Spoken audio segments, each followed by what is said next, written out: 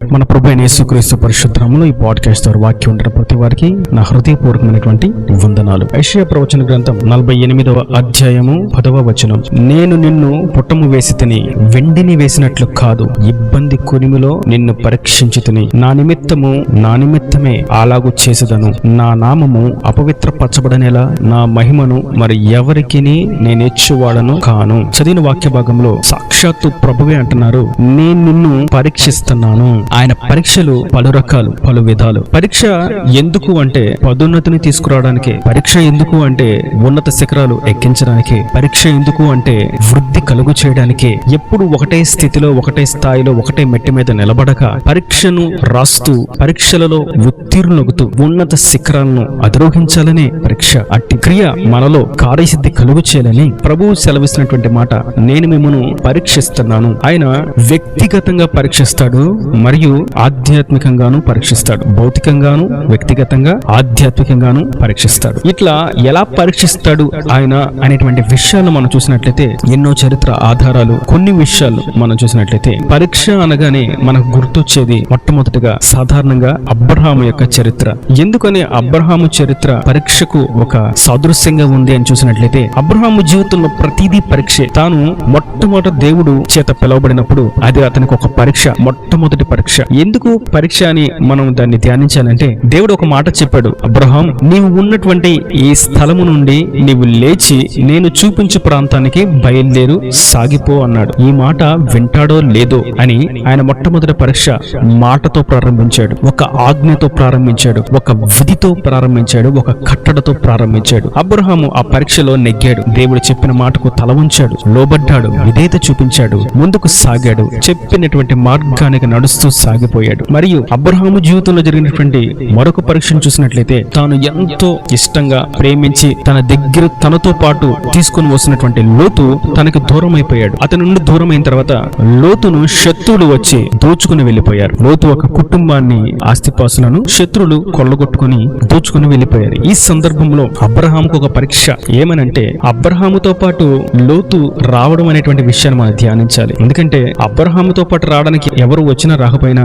లోతు వచ్చాడు అంటే వారి మధ్య ఉన్నటువంటి బంధం, అనురాగము, ప్రేమ, ఆప్యాయత ఎంతో లోతుగా ఉన్నది అన్నటువంటి విషయం మనం గమనిస్తాం. ఇటువంటి సందర్భంలో లోతును శత్రువులు దోచుకున్నారు అన్న సంగతి అబ్రహాముకు వినబడినప్పుడు అబ్రహాము ఎంత కలత చెంది ఉంటాడు. నన్ను నమ్ముకొని నాతో పాటు ఉన్నాడు చిన్నవాడు, లోతు జీవితం ఎందుకు ఇలా జరిగింది అని బాధపడి ఉంటాడు. ఇట్టి సందర్భంలో లోతుకి ఈ విషయం తెలిసినప్పుడు దేవుడు ఒక పరీక్ష అబ్రహాముకు పెట్టాడు. లోతును శత్రువులు తీసుకువెళ్తే అబ్రహాం ఏం చేస్తాడు? అబ్రహాము లోతు కొరకు నేను చూపిస్తున్నటువంటి మార్గాన్ని విడిచి వెళ్ళిపోతాడా, లేదంటే లోతును ఈ మార్గంలోకి తీసుకురావడానికి తాను నా ప్రేమను చూపించడానికి ప్రయత్నం చేస్తాడా అని దేవుడు లోతు స్థితిని బట్టి అబ్రహాంకు పరీక్ష పెట్టాడు. ఆ పరీక్షలో కూడా అబ్రహాము నెగ్గాడు. లోతు కొరకు యుద్ధము చేసి శత్రువుల చేతిలో నుండి ఆస్తిపాస్తులను, జనులను విడిపించి మరలా వారి స్వాస్థ్యం వారికి అప్పగించి మౌనంగా దేవుడు చూపిస్తున్నటువంటి మార్గానికి మరలా వచ్చేసాడు. ఇక్కడ కూడా లోతు నెగ్గాడు. మరొక పరీక్షను చూసినట్టయితే దేవదూతలు ఆ మార్గంలో నడుస్తూ వచ్చారు. ఈ సమయంలో అతిథి మర్యాద చేస్తాడా, సత్క్రియ చేసే స్వభావం ఉందా, అబ్రహాము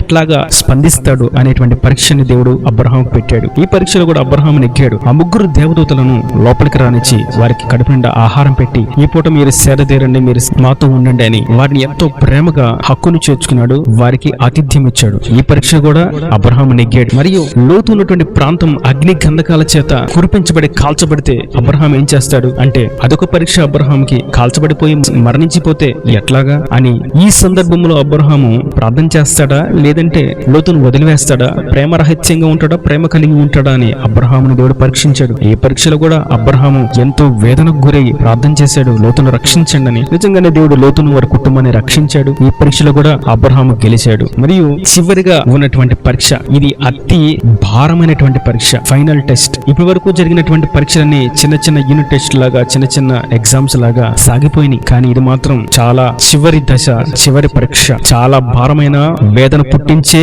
కన్నీటిని తెప్పించేటువంటి పరీక్ష. ఈ పరీక్ష ఏదనగా అబ్రహాము కుమారుణ్ణి దేవుడు బలిగా అడిగాడు. ఈ పరీక్షలో అబ్రహాము ఎలాగా స్పందిస్తాడు, నా మాటకు లోబడి తన కుమారుణ్ణి నాకు బలిగా ఇస్తాడా అని దేవుడు అబ్రహాముకు పరీక్ష పెట్టాడు. అబ్రహాము దేవుణ్ణి ప్రేమించాడు. ఎంత ప్రేమించాడంటే తన స్వాస్థ్యం కంటే, తన కుమారుడు కంటే, తన ఆస్తిపాస్తుల కంటే, తన గౌరవం కంటే, తన ప్రఖ్యాతి కంటే, తన స్థాయి కంటే, తన కులము కంటే, తన మతము కంటే, తన రంగు కంటే, తన ఉద్యోగం కంటే, తన వ్యాపారం కంటే ఎక్కువగా అత్యధికంగా రీతిగా దేవుని ప్రేమించి ఇస్సాకును బలివ్వడానికి అడుగు ముందుకు వేశాడు. అప్పుడు దేవుడు అంటున్నాడు, ఇందును బట్టి నువ్వు నన్ను ప్రేమిస్తున్నావు, నా మాటకు లోపడుతున్నావు అన్న సంగతి నాకు అర్థమైంది. ఇక మీద నేను నీకు పరీక్షలు పెట్టను, నీ పరీక్ష ముగించబడింది. ఇక మీద నీకు పదోన్నతులు, ఇక మీదట నీకు ప్రతిఫలాలు, ఇక మీద నీకు ఆశీర్వాదాలు, ఇక మీదట నీకు దీవెనలు అని అబ్రహామును నిండార్లుగా దీవించాడు దేవుడు. కనుక ప్రతి ఆశీర్వాదానికి, ప్రతి దీవెనకు వెనుక ఒక పరీక్ష ఉంటుంది. అది వెండిని వేసినట్లు కాదు. ఆయన పరీక్షల ఇబ్బంది కొలిములో ఇబ్బంది అనేటువంటి పరీక్ష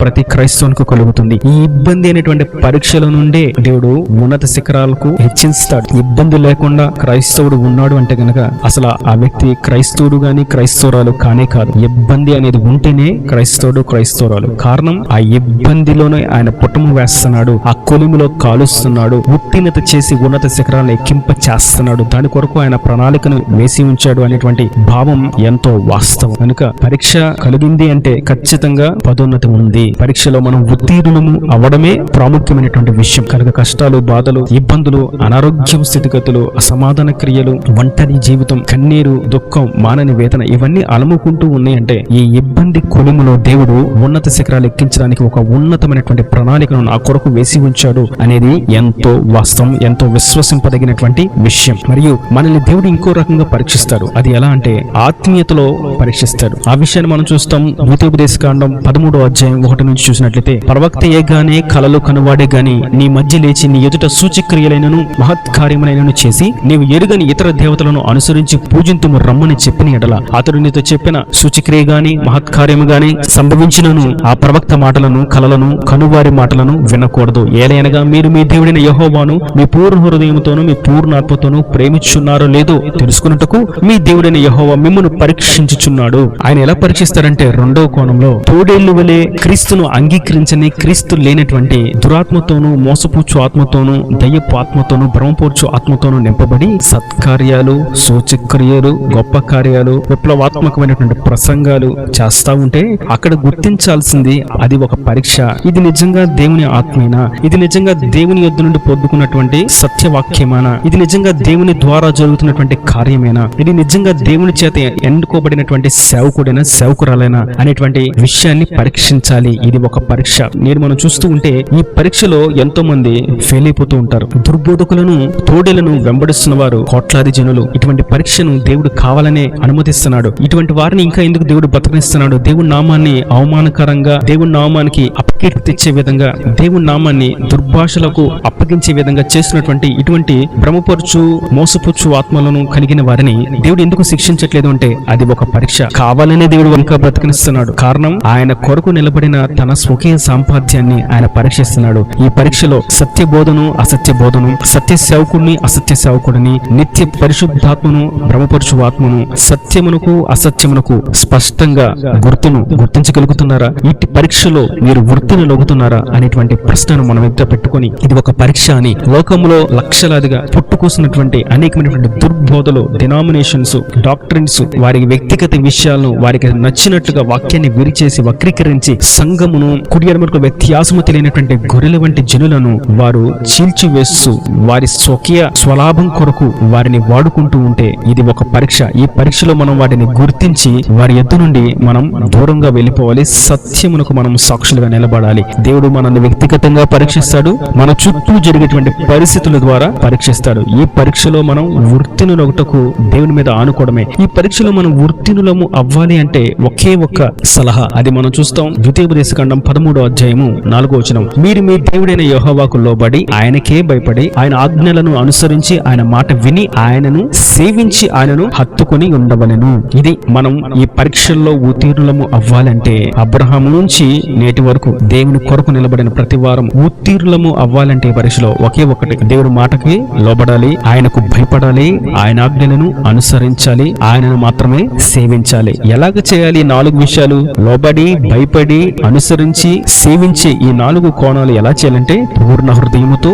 పూర్ణ ఆత్మతోను, పూర్ణ బలముతోను, పూర్ణ శక్తితోను, పూర్ణ వివేకముతోను ఈ పనులను మనము చేయాలి. ఈ కార్యాలు ఎప్పుడైతే క్రైస్తవుని జీవితంలో జరుగుతాయో ఎటువంటి పరీక్షలైనా సరే సులువుగా ఉత్తీర్ణులు అవుతారు, ఉన్నత శిఖరాలను అధిరోహిస్తారు. కనుక మనకు కలిగినటువంటి పరీక్షలను బట్టి, ఇబ్బందులను బట్టి చింతించక, బాధపడక ఈ పరీక్ష ద్వారా దేవుడు ఒక పదోన్నతిని, ఆశీర్వాదాన్ని, దీవెనను ఇస్తున్నాడన్న సంగతి గుర్తించి దేవుని కొరకు కొరకు సాక్షులుగా సాగిపోతాము గాక. ఈ నా దేవుని మాటలు ప్రతి వాని హృదయంలో నీరు కట్టి ఫలింపచేయను గాక. ఆమేన్. God bless you. తలలో ఉంచి కన్నుల ముచ్చటితే మీ కొరకు చిన్న ప్రార్థన. ప్రేమ స్వరూపి కరుణ కటాక్షంగా తండ్రి నా ప్రభువా, ఈ వాక్యాన్ని ప్రతి బిడ్డను జ్ఞాపకం చేసుకుని ఇండాలుగా దీవించండి. నీవు పెడుతున్నటువంటి ప్రతి పరీక్షలో జనాలు ఉత్తీర్ణులగుటకు సహాయం దయచేయండి. అది భౌతికంగాను ఆత్మీయంగాను ఉన్నటువంటి ఈ పరీక్షలో వాళ్ళు ఉత్తీర్ణులగుటకు స్పష్టంగా చుట్టూ ఉన్న విషయాన్ని గ్రహించినట్లుగా, నీ మాటను స్పష్టంగా వినట్లుగా, నీ ఆజ్ఞానుసారంగా జీవిస్తూ నిన్ను సేవిస్తూ నీకు లోబడుతూ నీ మాట చొప్పున ముందుకు సాగుటకు పూర్ణ హృదయంతోనూ పూర్ణ బలంతోనూ పూర్ణ శక్తితోనూ పూర్ణ వివేకంతోనూ నేను అనుసరించినట్లుగా, నీ చిత్తము చేయనట్లుగా వాటిని ఎండాలుగా కృపను అనుగ్రహించి ఆశీర్వదించమని, ఉన్నత శిఖరాలను ఎక్కించి దీవెనలతోనూ ఆశీర్వాదాలతోనూ వారిని నింపమని,